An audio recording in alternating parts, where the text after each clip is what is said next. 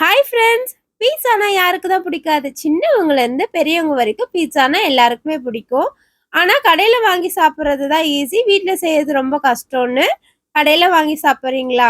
இந்த ஸ்டைல்ல செஞ்சு பாருங்க. இனிமே வீட்லயே தான் செஞ்சு சாப்பிடுவீங்க. ஈஸியா எப்படி செய்றதுன்னு செய்யலாம் வாங்க. Welcome to my channel. பீட்சாவுக்கு மெயினா மாவுக்கு ஈஸ்ட்ட நம்ம புளிக்க வைக்கணும். அதுக்கு கை பொறுக்கிற சூடுல தண்ணிய பவுல்ல ஊத்திட்டு 1 டேபிள் ஸ்பூன் சர்க்கரைய அதுல மிக்ஸ் பண்ணிடுங்க. மிக்ஸ் பண்ணிட்டு 2 டேபிள் ஸ்பூன் ஈஸ்ட்ட இதுல நல்லா கலந்து விட்டுருங்க. சூப்பர் மார்க்கெட் எல்லாத்துலயுமே ஈஸ்ட் கிடைக்கும். அதுல 2 டேபிள் ஸ்பூன் ஈஸ்ட்ட மிக்ஸ் பண்ணிடுங்க. இது 1 கிலோவுக்கு கரெக்ட்டா இருக்கும். நல்லா மிக்ஸ் பண்ணிட்டு ஓரமா எடுத்து வச்சிருங்க. ஈஸ்ட் புளிக்கிறதுக்கு 10 நிமிஷம் ஆகும். அந்த கேப்ல நம்ம சாஸ் ரெடி பண்ணிடலாம். பீஸா சாஸ் ரொம்ப ரொம்ப முக்கியம். ஸோ பீஸா சாஸ் நம்ம வீட்லயே ஈஸியா செய்யலாம். அதுக்கு தக்காளியோட கண்ணை நீக்கிட்டு இந்த மாதிரி பின்னாடி கிராஸா கோடு போட்டுக்கோங்க கத்தியால. இதே மாதிரி 4 தக்காளியை கீறிட்டு ஒரு மீடியம் சைஸ் வெங்காயத்தை உங்களுக்கு இஷ்டம் போல கட் பண்ணி அதுல போட்டுக்கோங்க. ஏன்னா கிரைண்ட் தான் பண்ண போறோம். ஸோ அதனால உங்களுக்கு என்ன வேணுமோ அந்த மாதிரி கட் பண்ணி போட்டுக்கோங்க. அதுல ஒரு 10 பல்லு நீட்டு காஞ்ச மிளகா. குண்டு காஞ்ச மிளகாலாம் போடக்கூடாது. நீட்டு காஞ்ச மிளகா தான் போடணும். ஒரு 10 காஞ்ச மிளகா நான் போட்டிருக்கேன். உங்களுக்கு வேணும்னா எத்தனை காஞ்ச மிளகா வேணும்னாலும் சேர்த்துக்கோங்க. காரம் உங்களுக்கு ஏத்த மாதிரி போட்டுக்கோங்க. போட்டுட்டு 4 பல்லு பூண்டு போட்டு தண்ணி தேவையான அளவு ஊத்தி அடுப்புல வச்சு வேக வைங்க. இது ஒரு 10 நிமிஷம் கண்டிப்பா வேகணும். அப்பதான் மிளகா நல்லா வெந்து வரும். இந்த கேப்ல பீட்சா பேஸுக்கு மாவு பிசைய ஆரம்பிக்கலாம். ஈஸ்ட்டுமே ரெடி ஆயிடுச்சு. 10 நிமிஷம் கழிச்சு இப்போ மாவு 1/2 கிலோ மைதா மாவு தான் எடுத்திருக்கேன். ஆக்சுவலா நான் போட்டிருக்க ஈஸ்ட்டுக்கு 1 கிலோ மைதா மாவு போட்டாதான் கரெக்டா இருக்கும். நீங்க 1/2 கிலோ தான் யூஸ் பண்றீங்கன்னா 1 டேபிள் ஸ்பூன் ஈஸ்ட் போட்டாலே போதும். நான் 1 கிலோ மாவுக்காக 2 டேபிள் ஸ்பூன் ஈஸ்ட் ஊற வச்சிருக்கேன். இப்போ 1/2 கிலோ மாவுல பாதி ஈஸ்ட் தண்ணியை ஊத்தியாச்சு. 2 table spoon sunflower oil, 1 table spoon salt, இது எல்லாத்தையும் போட்டு நல்லா மாவு பிசையணும். நம்ம எவ்வளோக்கு எவ்வளோ பீஸாவுக்கு மாவு பிசைகிறோமோ பீஸா பேஸ் சூப்பராக இருக்கும். நம்ம ஸ்ப்ரெட் பண்ணும்போது ஈவனாக ஸ்மூத்தாக வரும். ஸோ அதனால நல்லா உங்களுக்கு கைக்கு நல்ல ப்ரெஷர் கொடுத்து நல்லா மாவை பிசைஞ்சிட்டு அது மேலே 2 டேபிள் ஸ்பூன் சன்ஃப்ளவர் ஆயில் ஊற்றிட்டு அப்படியே ஒரு தட்டு போட்டு மூடி வச்சிருங்க. இது 45 மினிட்ஸ் கண்டிப்பா ஊறணும். அப்பதான் பீஸா பேஸ் சூப்பரா அப்படியே உப்பி வரும். நல்லா இருக்கும். ஸோ அதனால அது ஊறுற செகண்ட்ல நம்ம சாஸ் ரெடி பண்ணிடலாம். சாஸுக்கு நம்ம தக்காளி வெங்காயம் வேக வச்சிருக்கோம் இல்லையா? எதுக்காக அந்த கிராஸ் போட்டேன்னா தக்காளி உரிக்கிறதுக்கு ஈஸியா இருக்கும். அதனால தான் அந்த கிராஸ் போட்டேன். இப்ப பாருங்க எவ்வளோ ஈஸியா உரிச்சு வருது. இப்ப எல்லாத்தையுமே கொட்டி மிக்சியில போட்டு அரைச்சிருங்க. நல்லா ஸ்மூத் பேஸ்டா அரைக்கணும். அரைச்சி முடிச்சுட்டு பேன் அடுப்புல வச்சு 2 டேபிள் ஸ்பூன் சன்ஃப்ளவர் ஆயில் ஊற்றி 5 பல்லு பூண்டை குட்டி குட்டியா நறுக்கி வச்சிருக்கேன். அதையும் சேர்த்துக்கிறேன். பூண்டு நல்லா பொரியணும். பீஸாவுக்கு மெயினே இந்த பீஸா சாஸ் தான். இதை கடையில் வாங்கி போட்டிங்கன்னாலும் நல்லா தான் இருக்கும். ஆனால் பர்ஃபெக்டான பீஸா வருமான்னு கேட்டால் கண்டிப்பாக வராது. பூண்டு நல்லா பொரிஞ்ச பிறகு நம்ம அரைச்சி வச்சிருக்க வெங்காயம், தக்காளி, காஞ்ச மிளகாய் விழுதை சேர்த்துக்கலாம். இது நல்லா அலசியுமே சேர்த்துக்கோங்க பாத்திரத்தை. ஏன்னா நல்லா கொதிச்சாதான் அந்த பச்சை வாசனை போகும். ஸோ நல்லா கொதிக்க விட்டுட்டு 1 டேபிள் ஸ்பூன் சர்க்கரை, 2 டேபிள் ஸ்பூன் உப்பு போட்டு நல்லா கொதிக்க விடுங்க. இது தண்ணியா இருக்குது, திக்கா ஆகணும். அந்த அளவுக்கு நல்லா கொதிக்க விடணும்.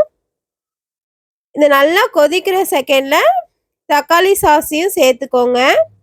3 டேபிள் ஸ்பூன் தக்காளி சாஸ், டொமேட்டோ சாஸை சேர்த்து நல்லா கொதிக்க விடுங்க. உங்ககிட்ட பீஸா சீசனிங் இருந்ததுன்னா சேர்த்துக்கோங்க. ஆக்சுவலாக அது போட்டால் தான் அந்த பீஸாவோட ஸ்மெல்லே சூப்பராக வரும். இருந்ததுன்னா போடுங்க, இல்லைனாலும் பரவாயில்ல. பீஸா நல்லா தான் இருக்கும். அரோமா கொஞ்சம் எக்ஸ்ட்ரா தூக்கி தரும். என்கிட்ட மிக்ஸ்டு ஹெர்ப்ஸ் தான் இருந்தது. ஸோ அது 1 டேபிள் ஸ்பூன் மிக்ஸ்டு ஹெர்ப்ஸையும் சேர்த்துக்கிட்டேன்.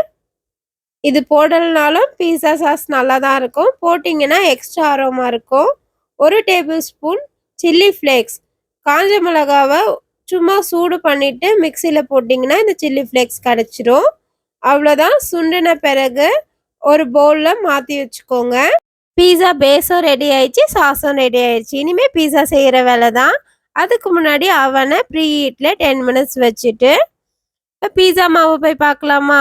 மாவு பார்த்தீங்கன்னா கை உள்ள போகுது பார்த்தீங்களா? நம்ம போட்டு வச்சதோட டபுளா இருக்கு. இதுதான் மாவோட பக்குவம். அதில் ஒரு போர்ஷன் மாவை எடுத்து தட்டில் எண்ணெய் ஊற்றி நல்லா ஸ்ப்ரெட் பண்ணி விடுங்க. திரட்டெல்லாம் வேண்டாம், திரட்ட முடியாது. கையிலேயே ஸ்ப்ரெட் பண்ணிங்கனாலே ஸ்ப்ரெட் ஆகும். ரொம்ப திக்காகவும் ஸ்ப்ரெட் பண்ணக்கூடாது, தின்னாகவும் ஸ்ப்ரெட் பண்ணக்கூடாது. மீடியமாக ஸ்ப்ரெட் பண்ணிவிட்டு இந்த கார்னர் மட்டும் கொஞ்சம் நல்லா திக்காக இருக்கிற மாதிரி பார்த்துக்கோங்க. ஃபோர்க் வச்சு நல்லா எல்லா சைடுமே குத்திக்கோங்க. அப்போ தான் மாவு உப்பி வராது. கரெக்டாக அதே லேயர்லேயே இருக்கும். இப்போ அவனில் வச்சுட்டு பீஸா ஆப்ஷனை கிளிக் பண்ணிக்கோங்க. பீஸா ஆப்ஷன் வந்து 15 மினிட்ஸ் காட்டும். நம்ம இப்போ 8 மினிட்ஸ் டோ வேகணும். மாவையும் சாஸையும் சேர்த்து வேக வைக்கலாம். ஆனால் எனக்கு என்னமோ மாவு வெந்த மாதிரி திருப்தி இருக்காது. ஸோ நான் மாவு தனியாக தான் வேக வைப்பேன். பீஸா பேஸை வேக வச்சுட்டு தான் சாஸ் போடுவேன்.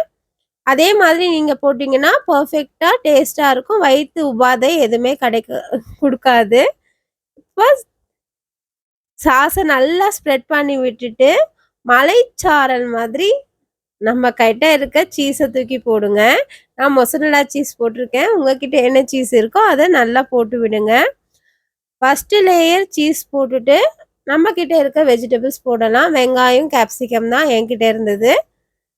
நான் வந்து டிஃப்ரெண்ட்டாக எந்த காய்கறியும் போடலை. ஜஸ்ட்டு வெங்காயமும் கேப்சிகமும் போட்டுட்டு எங்கள் வீட்டில் சிக்கன் 65 செஞ்சுருந்தோம். ஸோ அதில் கொஞ்சம் எடுத்து அதை மேலே போட்டுட்டேன். உங்ககிட்ட பன்னீர் இருந்தால் பன்னீர் போடுங்க.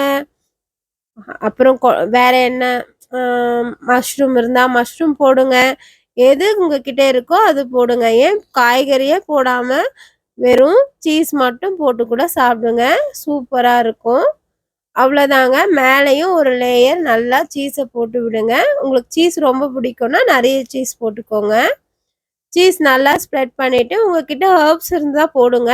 நான் ஏற்கனவே சாஸில் ஹெர்ப்ஸ் போட்டிருக்கிறதுனால இதில் போடல. அவ்வளோதான். போட்டுட்டு இப்போ பீஸாவை எடுத்து அவனில் வச்சுட்டு அந்த பேஸ்டில் அழுத்திருக்கோம்ல 8 மினிட்ஸ் ஏற்கனவே வெந்துடுச்சு. இப்போ 7 மினிட்ஸ் வேகணும். அவ்வளோதான். அந்த வேகிற டைம் தான் ஆக்சுவலாக உருகிடும். அந்த சீஸ் வந்து உருகிறதுக்கு தான் நமக்கு டைமு.